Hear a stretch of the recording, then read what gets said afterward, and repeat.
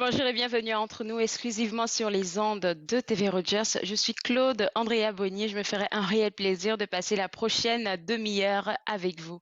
Aujourd'hui à l'émission, on va tout savoir sur la première chaire de médecine familiale de l'Université d'Ottawa et de l'Institut du savoir Montfort. On va aussi discuter du processus de vaccination contre la COVID avec Dr Chantal Daou-Bernard de l'hôpital Montfort. Et tout de suite pour commencer, je vais dire s'informer sur les activités et les différents programmes de la Fondation Franco avec son directeur général, Monsieur Chénier. Et franchement, on a beaucoup à parler aujourd'hui. Je veux juste qu'on commence tout de suite en parlant de votre programme de microcrédit que je trouve super intéressant. Ben, bonjour à vos auditeurs et surtout bonjour Claude Andrea. Bonne année en passant. C'est encore le temps. Merci, bonne année. Euh, oui, effectivement, à la Fondation, on a un programme de microcrédit. Donc, la Fondation ne s'évertue pas strictement à donner des bourses au cours de l'année, mais elle fait également du microcrédit pour des nouveaux entrepreneurs et entrepreneurs E. Et ces programmes de microcrédit-là, bien évidemment, c'est pour des gens qui veulent se lancer en affaires, surtout en période de pandémie, même, c'est une bonne idée. C'est pas nécessairement une mauvaise idée de se lancer en affaires, surtout qu'on devient très créatif avec tout ce qui se passe au niveau du confinement que nous vivons. Mais à la fois, la Fondation est très occupée dans l'octroi de microcrédit et c'est un mini-prêt, c'est un micro-prêt de 15 000 qui peut être remboursable sur une période qui varie entre 2 et 5 ans avec un taux d'intérêt qui est très favorable, très agréable à vivre avec pour démarrer l'entreprise. Donc, la Fondation se spécialise dans ce domaine aussi. Ce que je trouve intéressant, on ne pourra pas quand même tous les nommer, c'est que les critères d'admissibilité sont pas si, je veux dire, c'est pas si énorme que ça, c'est pas des grosses affaires, c'est vraiment que vous soyez, comme vous l'avez mentionné, entrepreneur ou entrepreneur avec eux, que vous vouliez faire en fait une différence dans la communauté francophone. Et c'est toutes ces petites affaires-là que je pense qui sont vraiment, qui permettent que ce prêt-là soit accessible. Oui, effectivement, le microcrédit doit être accessible en soi. Donc, la seule condition, c'est d'être en temps normal parce que notre but, c'est pas compétitionner les banques. Donc, c'est de. Oui, je continue. Donc, le but n'est pas de compétitionner les banques à charte, mais plutôt d'offrir un microcrédit très accessible. Ce que ça veut dire, c'est que la cote de crédit personnelle de l'individu peut être un petit peu moindre qu'à l'habitude ou que le projet lui-même serait refusé en temps normal par une institution financière par manque de garantie offerte, tout simplement.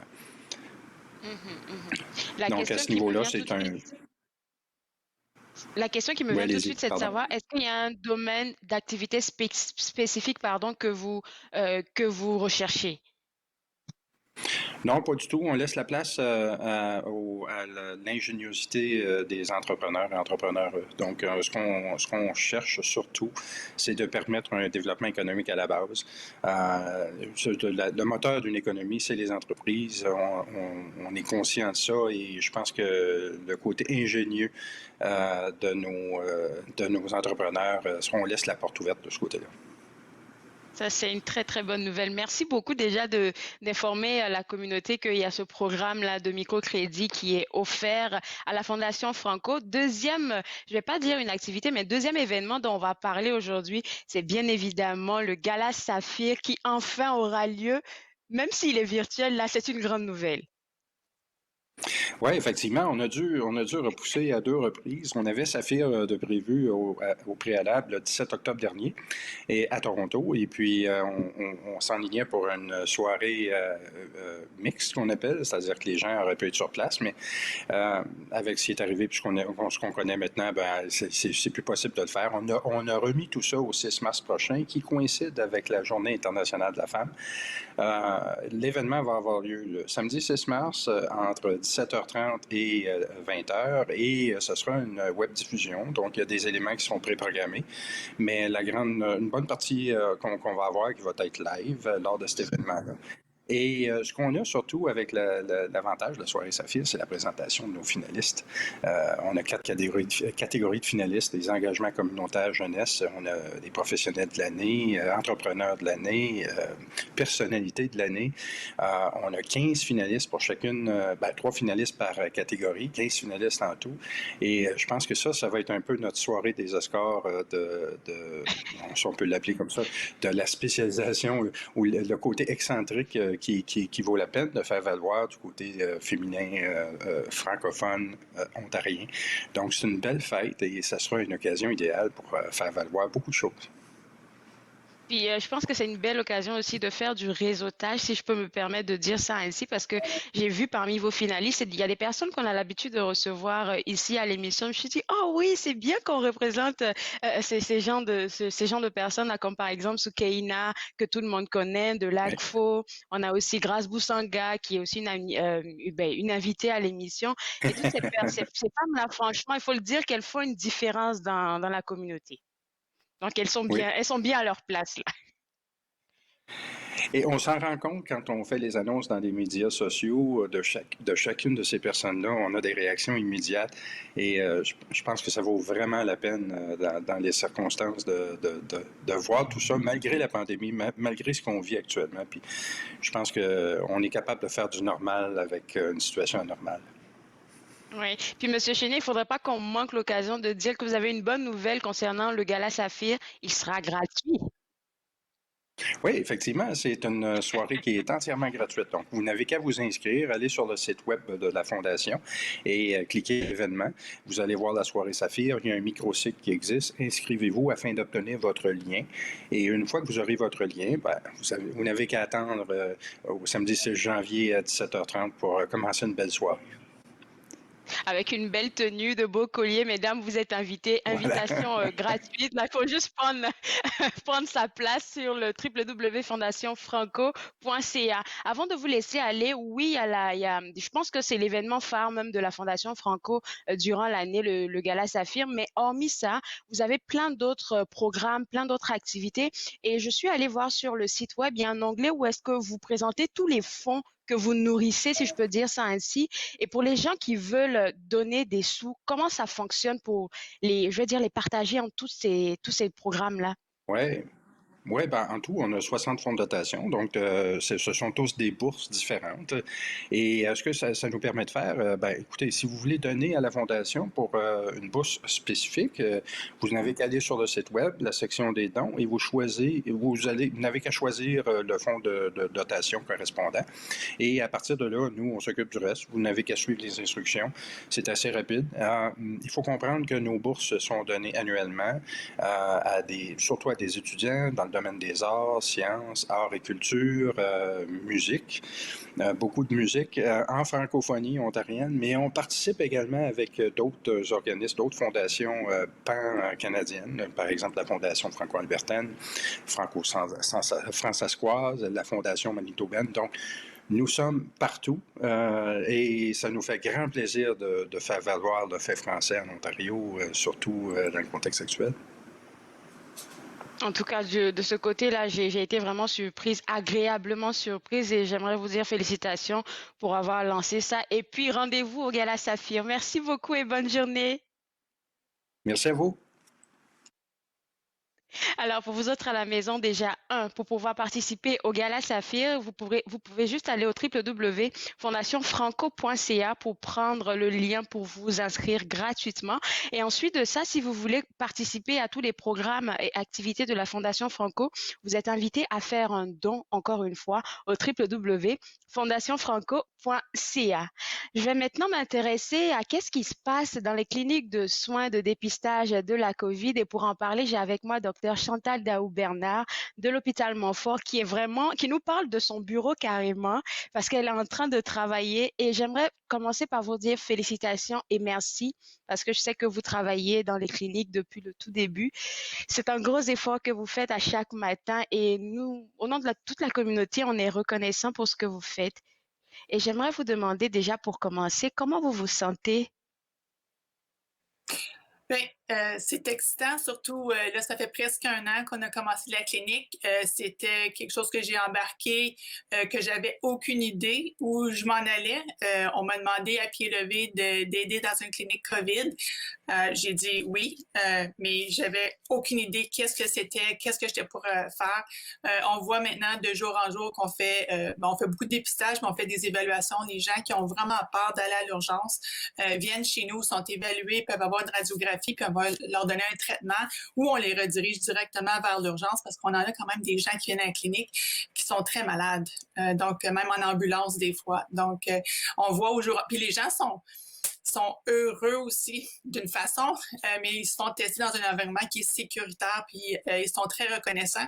Puis la dynamique de l'équipe aux cliniques COVID, ou surtout à la mienne, à la clinique Héron, c'est une bonne gang de travailleurs qui se soutiennent tous puis qui ont le sourire aux lèvres. Donc, on accueille les gens avec un sourire aux lèvres, malgré qu'ils ne le voient pas, mais ils le voient sourire dans nos yeux quand même, parce qu'il faut s'habiller tous les jours. Le masque, le chapeau, la visière, j'ai l'air de travailler comme ça, mais c'est pas comme ça. Habituellement, je suis toute couverte à la journée longue. Mais vous travaillez à la clinique du côté de Héron. J'aime bien ce que vous le mentionnez parce que dans ce coin-là, c'est pas facile de trouver la clinique, mais vous avez placé une sorte de, je vais dire, de pancarte dans le milieu de la rue qui fait on est plus habilité à retrouver où est-ce que se trouve la clinique. Donc, c'est pas si difficile à trouver que ça. Comment ça se passe en fait? Comment ça fonctionne à la clinique? Est-ce que moi, je me sens mal, je peux juste débarquer là-bas pour me dire, OK, j'ai envie de me faire tester? Oui, idéalement, c'est de prendre un rendez-vous sur le site Internet avec le site Web, à travers l'hôpital Montfort ou à travers Santé publique. Il y a les différentes localisations qu'on peut voir à travers la ville. Nous, on est situé là avec Rayfield, qui est celui d'Orléans.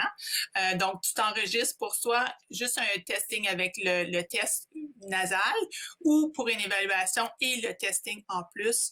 Donc, les gens peuvent s'inscrire. Puis si jamais ils ont de la difficulté, il y a toujours un numéro téléphone qui peuvent téléphoner s'ils n'ont pas l'accès à l'Internet. On accepte quand même des gens qui arrivent comme ça, pas de rendez-vous avec soit un léger symptôme, parce que maintenant, n'importe quel symptôme, un nez qui coule, une fièvre, on peut se présenter à la clinique et se faire tester, surtout que depuis le mois de décembre, le taux de positivité, donc dans la région, a vraiment grimpé avec les fêtes. Tranquillement, on est en baisse, heureusement. Mais ce matin, j'ai entendu encore que les plus pessimistes croient qu'on va avoir une deuxième vague au printemps, peut-être une troisième avec une recrudescence des cas. Mais c'est à voir. C'est vraiment des efforts de tous et chacun qui sont importants à ce moment-ci. Ah, c'est ça que j'allais m'en aller pour dire là, c'est vraiment les efforts de tout un chacun qui vont aider qu'on n'ait pas de troisième vague. On ne le souhaite pas si tout le monde Oui. prend bien ses précautions. Ce que j'aimerais aussi vous demander, c'est que en ce moment là, vous avez mentionné le fait que depuis décembre, je pense qu'il y a beaucoup plus de personnes qui sont à même de venir se faire tester. Donc, je pense qu'il va y avoir beaucoup d'achalandage de personnes. Mais au contraire, c'est qu'on a beaucoup de cas positifs, mais beaucoup moins d'achalandage pour peut-être différentes raisons. Donc, les gens peut-être se sentent coupables d'être allés voir une parenté, avoir fait un petit party, mais party probablement qui était 4-5, ou quelqu'un qui n'est pas dans notre bulle, comme on a parlé toujours de la bulle, de rester avec. Oui, en plus, puis les enfants aussi en bas âge, ils fréquentent pas l'école, mais ce qu'on voit, c'est que les familles ont des symptômes, demeurent à la maison, des fois s'isolent, des fois s'isolent pas, mais les enfants maintenant, comme Dr. Hedges a mentionné la semaine dernière, aussitôt qu'il y a un petit symptôme, on doit se faire tester. Si on remarque en septembre, quand il y avait trop de tests, on avait un peu diminué dans le sens qu'on avait besoin de 2 petits symptômes pour se faire tester, mais maintenant, on aurait descendu à 1 symptôme seulement. Ils peuvent venir se faire tester à la clinique absolument.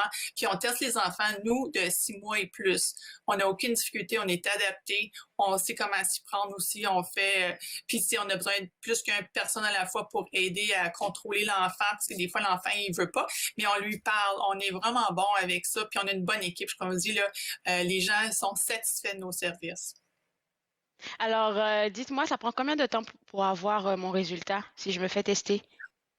Le résultat présentement, c'est quand même un très bon déroulement comparativement à l'automne. En dedans d'à peu près 1 à 2 journées maximum, selon les capacités des cliniques de laboratoire là, à ce moment-là, mais ça va très bien présentement. Vraiment, c'est rapide. Et puis, on a un nouveau système à l'hôpital Montfort qui est avec un portail clinique et les gens peuvent accéder dès que les résultats sont sortis sans nécessairement avoir affaire avec Santé publique, qui était souvent le délai pour avoir leurs résultats. OK, ça c'est une bonne nouvelle à avoir. On va maintenant basculer au processus de vaccination. Tout le monde en parle, beaucoup sont sceptiques. Je suis pas mal sûre que ceux qui nous regardent en ce moment se posent aussi des questions. Mais Dr Chantal Daou-Bernard s'est faite vacciner le 1er janvier et elle est encore des nôtres ce matin. Alors dites-moi comment vous pensez qu'on devrait faire passer le message de dire c'est important de se faire vacciner, surtout à cause de tout ce qui se passe sur les médias sociaux. Je suis pas mal sûre que vous voyez ça passer aussi. Oui, puis nous, c'était une chance un peu inouïe parce qu'on ne devait pas avoir les vaccins immédiatement. On a eu une surprise, un cadeau de Noël de dernière minute qui nous ont dit « Ah bon, on peut se faire vacciner certains membres de l'hôpital Montfort ». Le gouvernement avait priorisé certains secteurs déjà, donc c'est pas l'hôpital, c'est pas moi qui ai décidé que je me faisais vacciner en premier. Puis les cliniques COVID faisaient partie du processus. Il y avait vraiment une fébrilité là, suite à avoir mon vaccin, parce que je crois que c'est la porte, au moins pour pouvoir avoir une certaine immunisation, puis prévenir qu'on le propage davantage. Sinon, si on regarde les grandes pandémies dans les années passées, ça pouvait durer 2 ans et demi, 4 ans, mais je pense que l'évolution du vaccin va permettre de réduire cette durée de pandémie. Puis ça, c'est des pandémies à travers les années. À toutes les 100 ans, on en a eu. C'est pas les premières, mais je pensais jamais vivre ça de ma vie. J'ai eu même ma 2e dose de vaccin vendredi. J'ai été choyée parce qu'encore là, il manque des doses un peu. Et puis, j'ai réussi quand même à avoir ma 2e dose sans effet secondaire. Mais je pense que c'est vraiment important. Et puis, les gens, j'ai regardé aussi, il y avait des statistiques cette fin de semaine, peut-être environ 7 personnes à travers le Canada ont eu des effets secondaires majeurs. Les autres, c'est des effets secondaires mineurs, comme sentir comme une bonne grippe, un peu comme les vaccins pour la grippe qu'on reçoit toutes les années, mais rien de plus, qui dure même pas 24 heures, c'est fini. Donc, il faudrait au moins essayer de pas exagérer les affaires. Et puis, comme vous venez de le mentionner, vous avez eu les 2 vaccins, vous avez eu les 2 doses sans effet secondaire. Donc, je pense que c'est possible. Et puis, les vaccins continuent d'être travaillés pour qu'ils soient au meilleur. Donc, je pense que en ce moment, on est sur la bonne voie. Je sais que les personnes vulnérables, donc les personnes aînées et tout, sont les premières à être vaccinées après les personnes qui travaillent dans les hôpitaux et tout. Après ce processus-là, qu'est-ce qui s'en vient?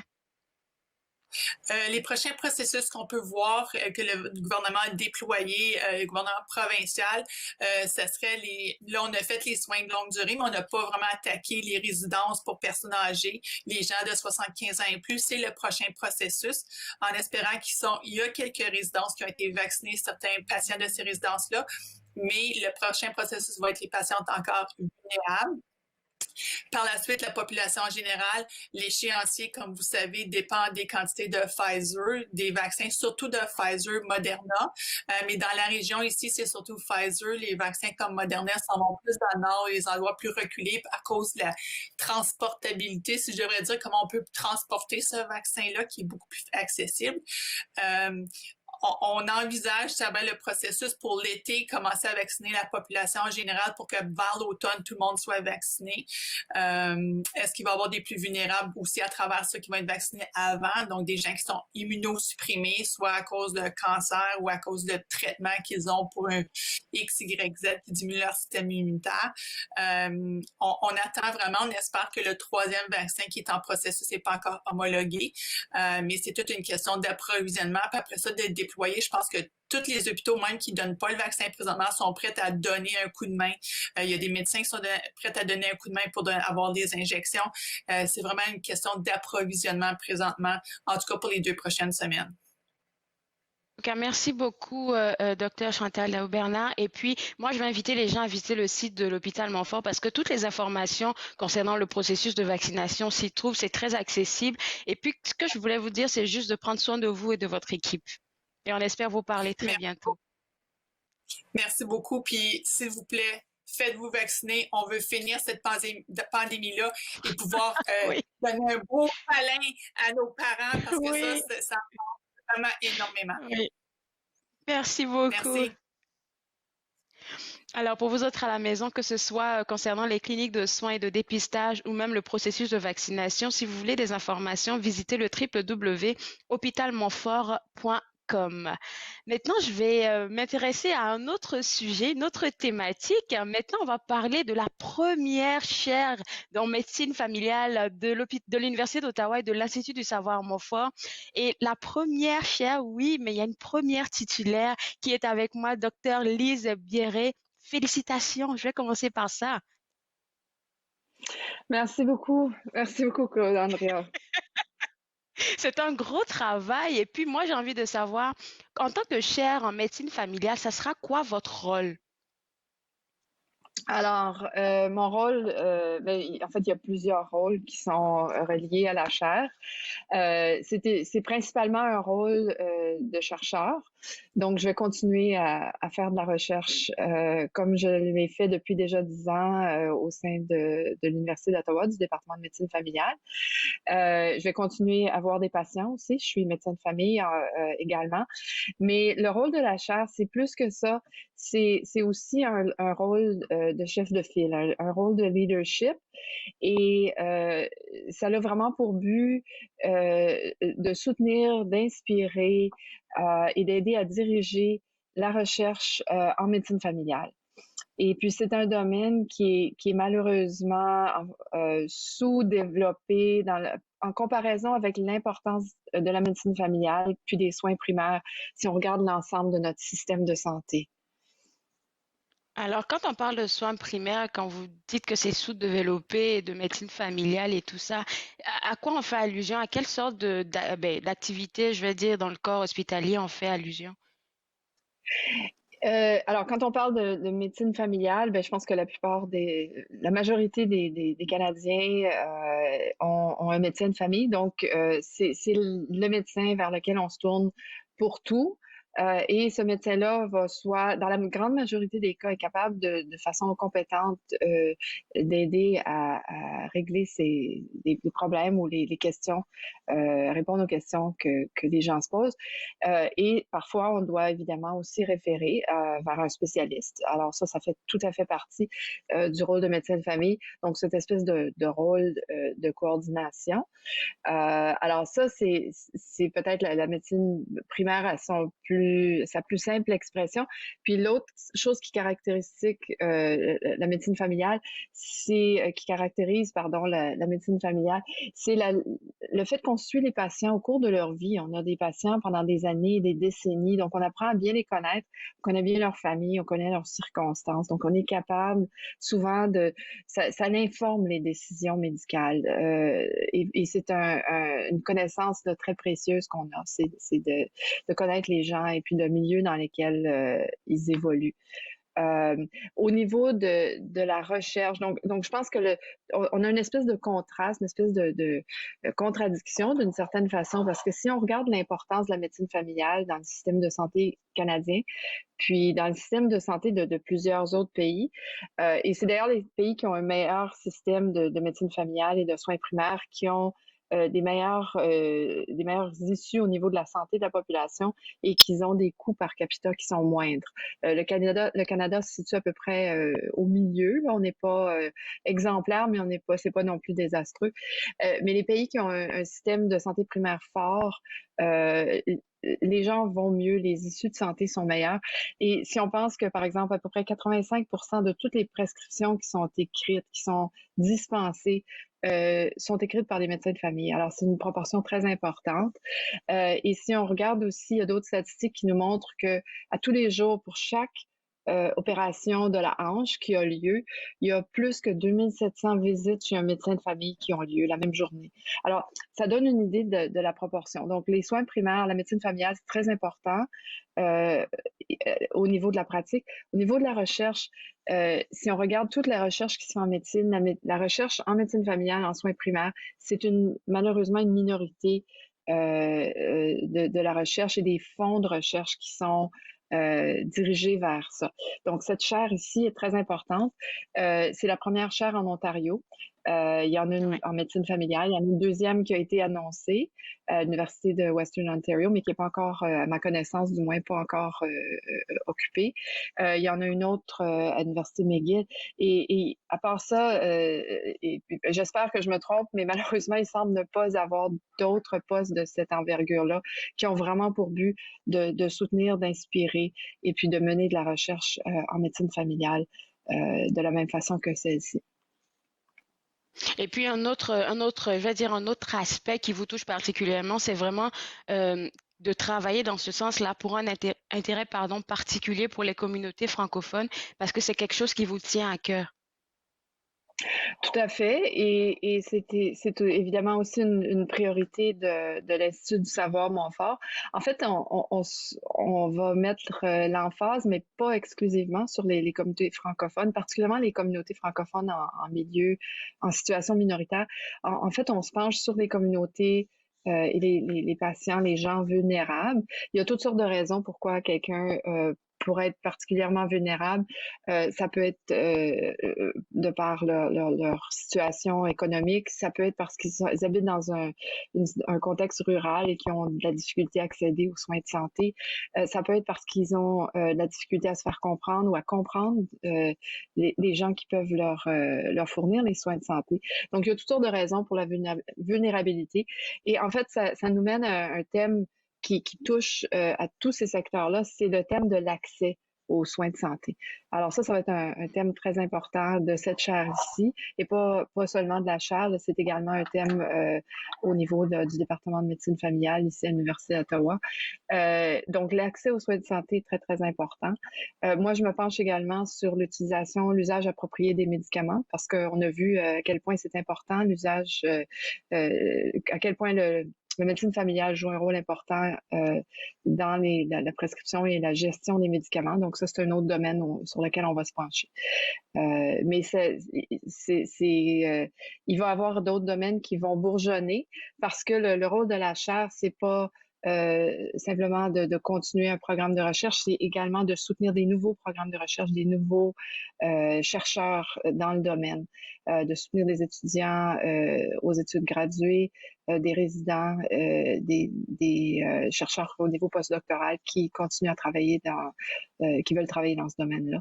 Donc, ça va faire partie de mon rôle et puis de mon privilège de les soutenir. Et tout ça ne serait pas possible si on n'avait pas le soutien, d'une part, du milieu académique, donc du département de médecine familiale de l'Université d'Ottawa, qui est un des bailleurs de fonds de la chaire, mais d'autre part aussi de la philanthropie puis de la communauté. Alors, l'autre bailleur de fonds, en plus de l'Institut du savoir Montfort, qui est notre institut de recherche, c'est la Fondation Montfort.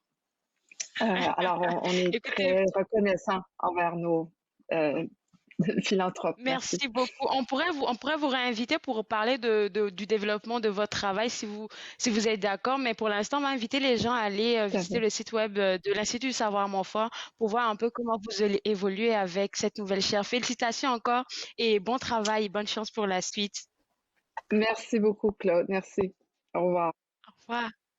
Alors, comme je l'ai mentionné tantôt, si vous voulez avoir plus d'informations sur cette première chaire en médecine familiale, visitez le www.savoirmontfort.ca. Je me suis fait le plaisir de passer cette demi-heure avec vous. On sera de retour demain à partir de 11h. On espère que vous serez des nôtres. Au revoir.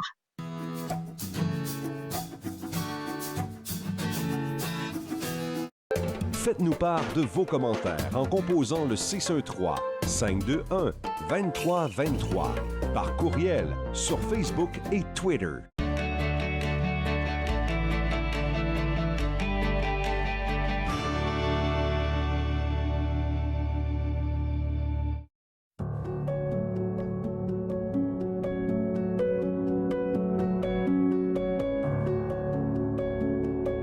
Vous êtes dépassé par les événements?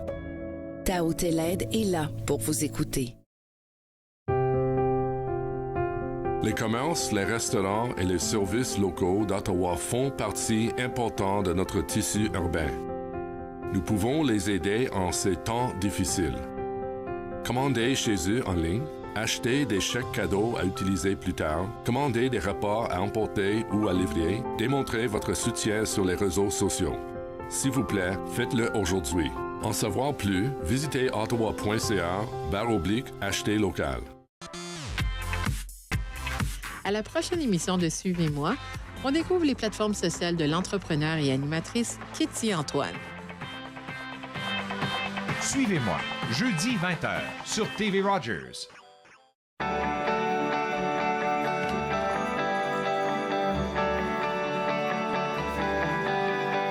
Vous regardez TV